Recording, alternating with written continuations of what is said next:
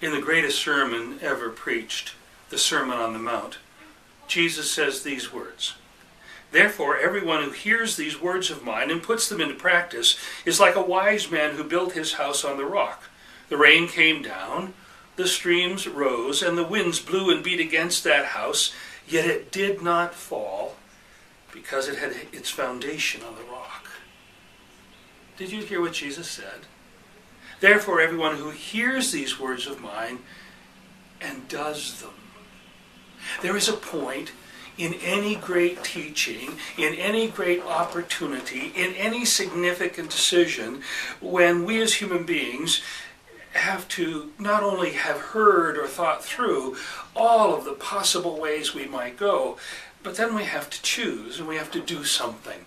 The invitation to the journey of discipleship is the invitation not simply to passively receive, nor even to be in active conversation with others as you're doing in your small groups. There comes that moment when each one of us must make the decision, what are we going to do with it?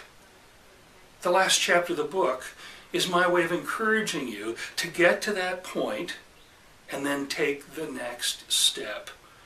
Oh, I know there are lots of reasons not to start. For example, for some of us, reading the Bible is very, very difficult because we don't know where to begin. Not only that, we're so busy, we're not sure how to get it in. For some of us, relating to one another for spiritual growth is very, very difficult because we don't know how we're going to relate to people with whom we work or play, let alone at church. What does it mean to see in others God's spiritual investment in the world?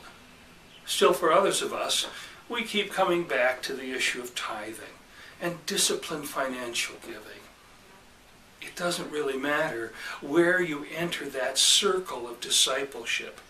What matters is that you enter. And as you enter, you simply take the next step. I find it fascinating that throughout the scriptures, Jesus never asks people to do what is more than just in front of them.